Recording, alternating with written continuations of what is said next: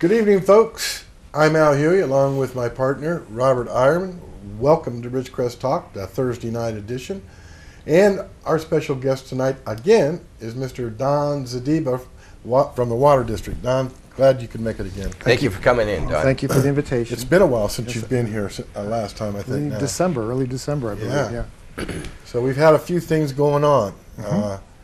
You've been involved in the GSA. We've had some changes in how often people can water now going through the winter months.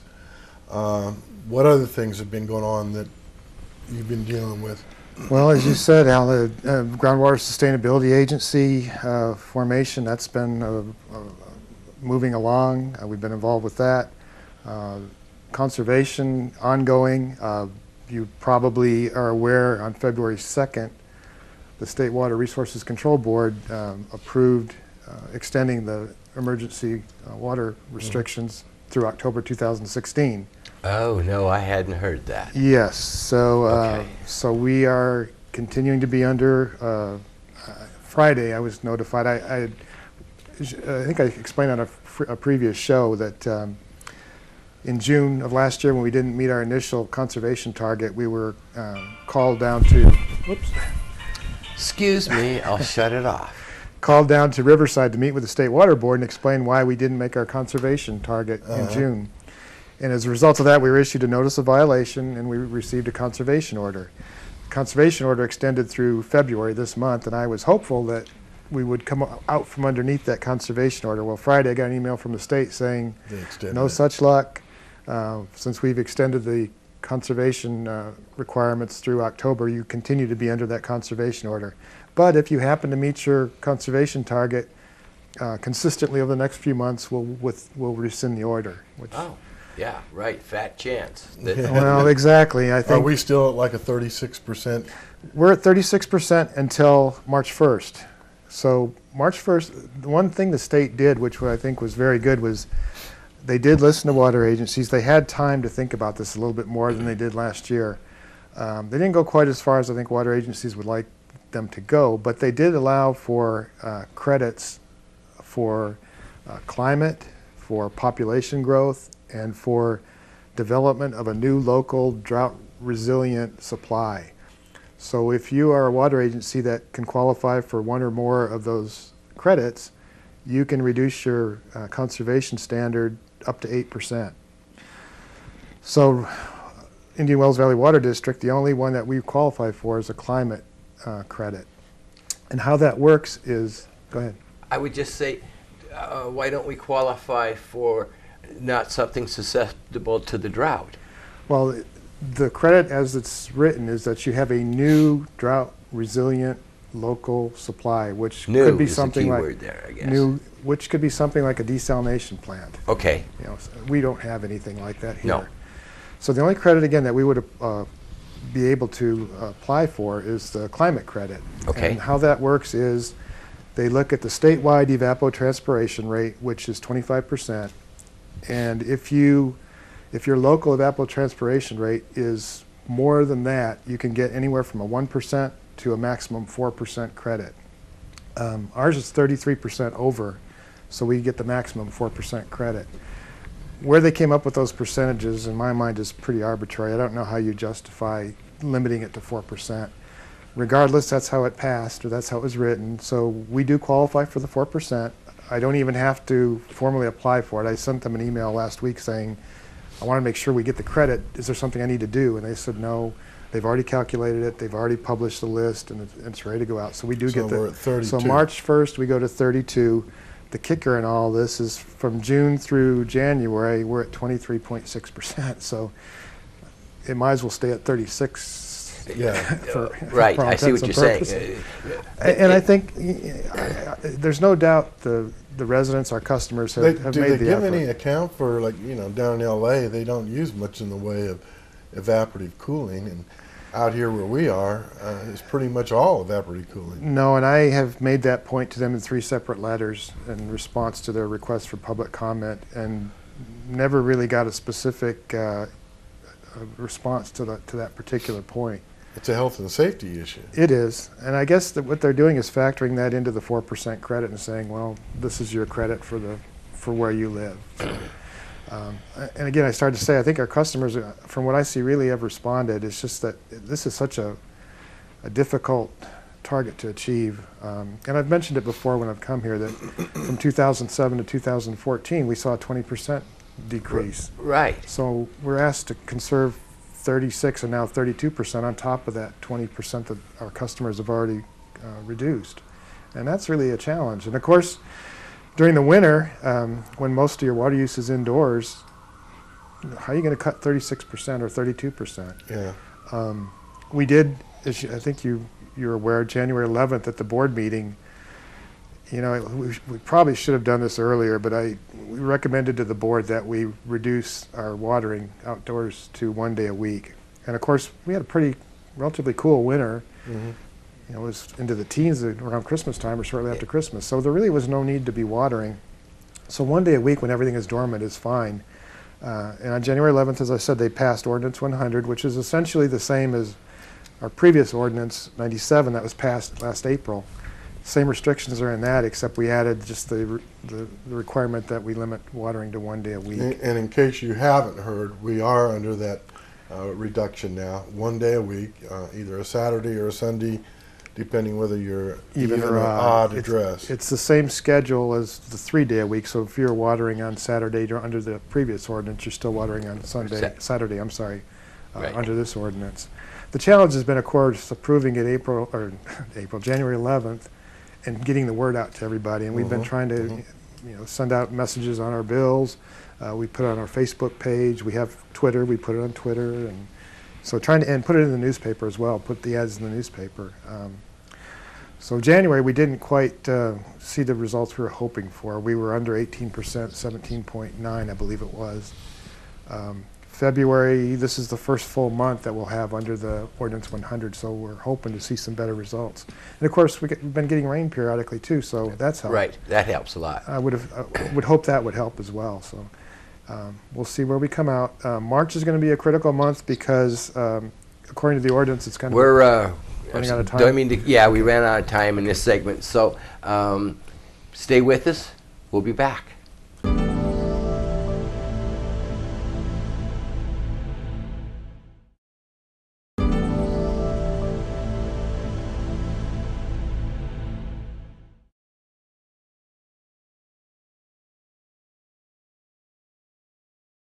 And welcome back to the Thursday evening edition of Ridgecrest Talk. I'm Robert Eierman, along with my the co-host, Al Huey. And tonight we're talking with Mr. Don Zdeba, General Manager of the Indian Wells Valley Water District. And I kind of cut you off there because the commercial came up. I was talking about March being a kind of a transitional month and critical. In our ordinance, it allows March to be a transitional month because the climate can vary. You both have lived here a long time. You know, it can be 90 degrees or it could be 50 degrees. Yep. And we're still getting predictions for some storms in March. So we're asking people to kind of use common sense and respond with their watering to the conditions of the climate. So if we're getting a rainy March, if we can continue to do 1 day a week watering, let's do that. If it's warm, you're allowed to do up to 3 days a week. But then starting April 1st, we'll go back to the 3 days a week watering schedule.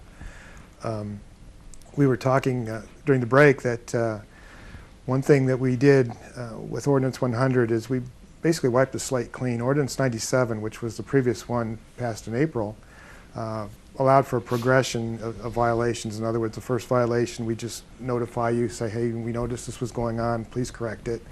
If it keeps going on, the penalties get progressive and there are fines involved. And we felt that with Ordinance 100, the fair thing to do is basically wipe the slate clean.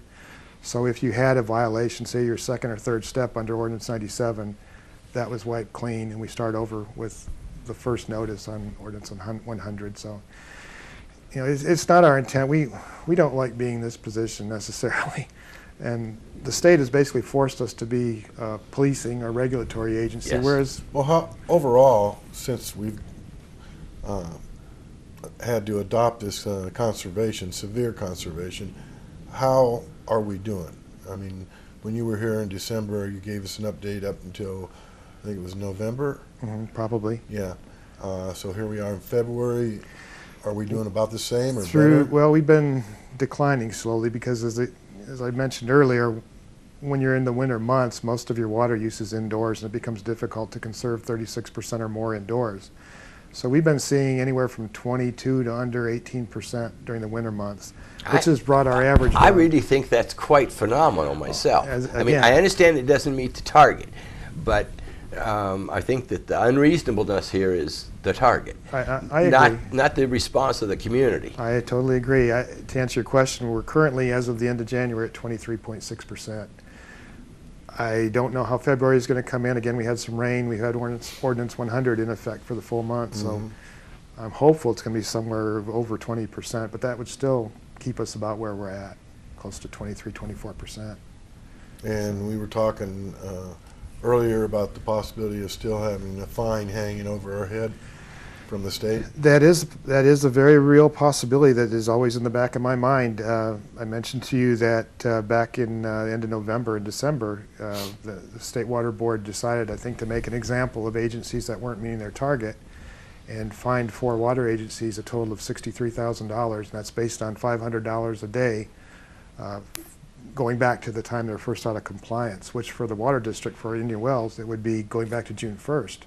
Wow. So if we look at the scenario where at the end of this month they look at us and say, you know, you're just not making it, we're going to fine you, it would be $137,000 that we would have to pay in fines. And that's not something, obviously, that we... Nobody budgets for that. We don't budget for that, absolutely. No. And the district has no plans to argue that point or try to take it into a judge and let them decide, or just go ahead and pay it? At this time, I don't know. I mean, we have to see what happens if and when they do decide to fine us. I hope they don't. We've made every effort. Every month under that conservation order we've been issued, I'm required to submit a report by the 15th of the month listing all the 10 mandates that they assign to us and tell them what we've been doing. And it's not for lack of effort, I can assure you. We've done a lot. We've done a lot of outreach. We just started a horticulture class through UC Davis that we sponsored, 11-week course to get people to learn about water efficient landscaping, how to take care of their yards better, how to use water more efficiently. We've got the spring coming up. I was talking to you before the show. Right. About we're planning to put another garden in this year, larger than we had last year. It was a very small one. About underground watering, where you can water right down almost to the root level, right? And that conserves a lot of water, no evaporation. You use less water because you're going directly to the root. And that's a good point, Al, because we're trying to get message out to people that take care of trees. And we're seeing a lot of trees dying because people are trying to respond to meeting this goal are turning their water off to their lawn. But in many cases, watering the lawn is what's getting the trees the water. So if you're shutting off that water, you're going to kill that tree, and we don't want to. Nobody wants to see that. I was mentioning to you earlier before we came on the air that I just finished a column this morning for the newspapers, and I looked up some information on the internet that Stanford had done a survey statewide, an aerial survey, and looking at satellite photos and using some laser imagery, they determined that up to 58 million trees have been either killed or in the process of dying in the next couple of years as a result of the drought. So, and we've seen that around town. As a result of the drought or the forced conservation? Well, that's a consequence. Yeah, it's a consequence. It's an unintended consequence, I think, of what the state has done. And I don't think anybody could foresee that kind of mass killing of trees. And it's happening in our town, as I said. I seem to remember a board meeting I attended, and Peter Brown was harping on that very fact, you know, that this was months back when they first came in with the requirements to conserve more, from 20% to 36%. And I remember Peter saying, you know, that's going to kill trees. Yes, so if people need information, we have information on our website, iwvwd.com, about maintaining trees during the drought. We have leaflets. When does this horticulture class start up? It actually started last Tuesday. It meets weekly on Tuesdays at 5:30 at the Water District office in the boardroom. It's not too late to sign up if people are interested. I've talked to John Carlick, who's the UC Davis instructor, and he said from a practical standpoint, people can sign up and come up to probably after the 3rd week. Beyond that, it may be kind of hard to catch up. But Okay, that's every Tuesday, every Tuesday, except 5:30 at the Water District in the boardroom. except I believe I don't have the date. It's the 23rd, I think, of this next month. There's a RAB meeting from the base, so they have the boardroom reserved. But yeah, every week, 5:30 at the Water District. And is there a cost? The cost for the 11-week course is $75. I don't know. I think probably people sign up after they may prorate it. I don't know for sure, but call the Water District 760-375-5086 if you're interested. Say it again. 760-375-5086. All right. We got to take another break here. And when we come back, I wanted to just make sure that we talk to people, remind them when they shut off the water to their whole yard that there still is a way to water that tree, and we want to bring that up. Yep. Okay, when we come back, join us.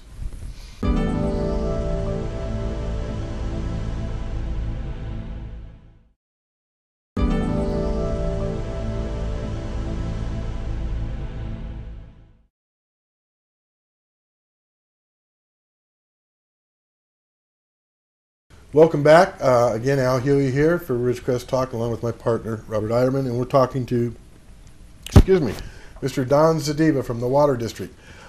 Before you get into that, I just wanted to remind everyone that two things are exempt from the water restrictions, and that is a drip irrigation system and hand watering. So even though maybe you shut off the water to your yard and so on, but your tree depended on getting the water from the sprinkler systems, you can still leave it shut off, but you can just go out there and hand water with your hose, or you could run a drip system to that tree and save that tree's life.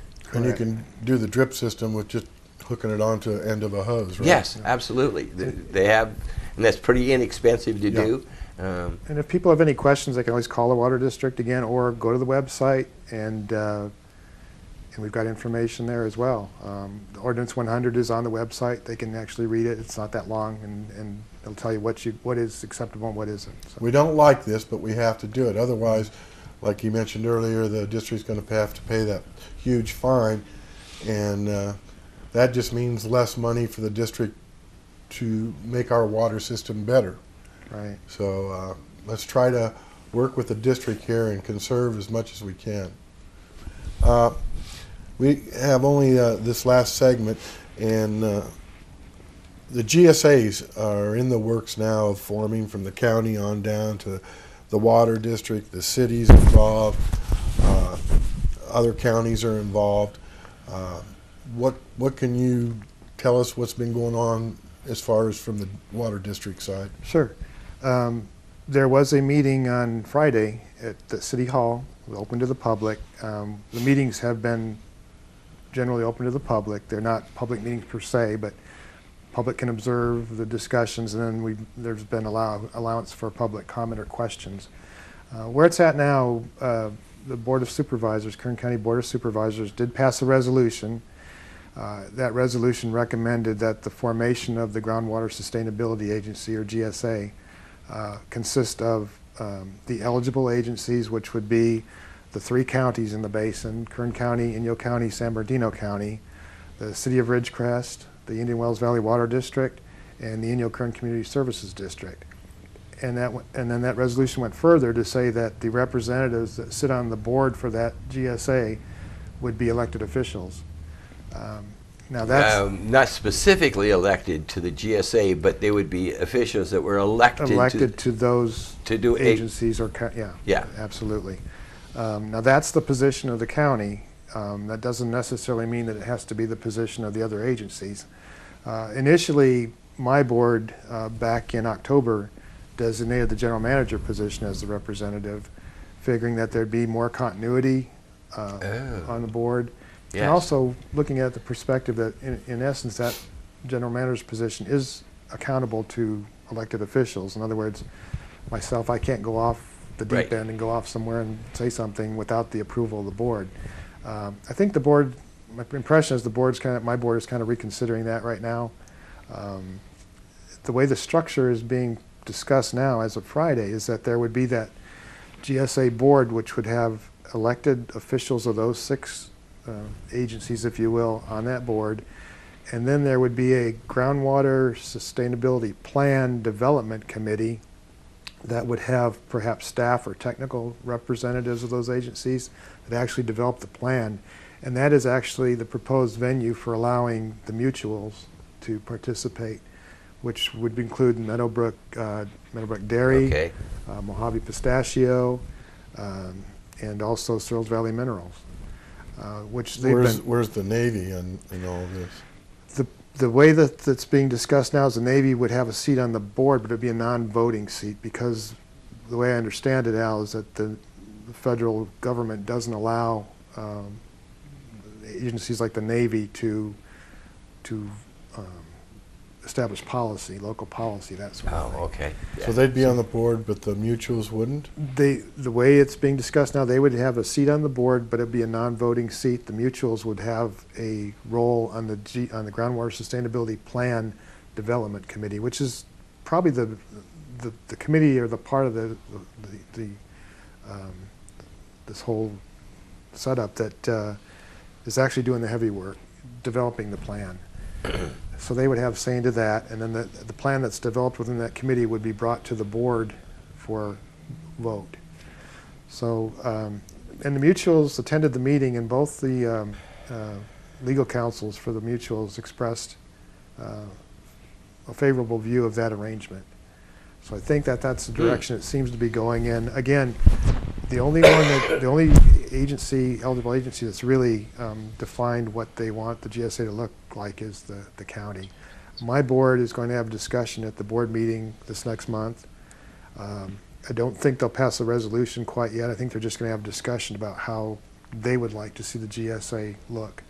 And then I think we're probably looking at April to pass a resolution to formalize our position on that GSA formation. To put it in context for our viewers, it would kind of be similar to having the Planning Commission do the heavy work on any issue related to planning, and then they just pass a recommendation to the board.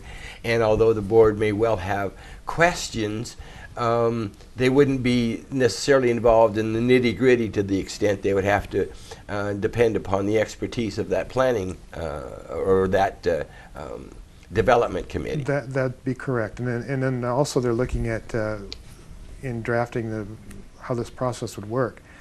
If the GSA board, for example, had issues with the plan as it was presented, they would have the ability to kick it back to the Groundwater Sustainability Plan Development Committee to address their concerns and send it back again. Mm-hmm. So kind of, it probably works the same way you're talking about with the yes, planning it works the same way on the.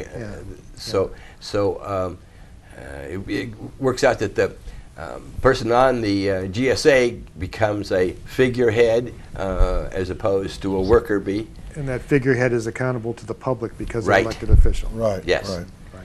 Well, we've got about 15 seconds left. Anything you want to pass on to our viewers here before we go? Just want to express our appreciation for our customers that are really making an effort to help us reach our goal. I know we're not achieving it, but it's not for lack of trying, and I appreciate the efforts. That's right, yeah. And don't forget the horticulture class on Tuesdays at 5:30 at the Water District. You can get a hold of the district by phone, contact them to get more information. Join us next week when we'll do this again. Yep. Good night, folks. Have a great evening.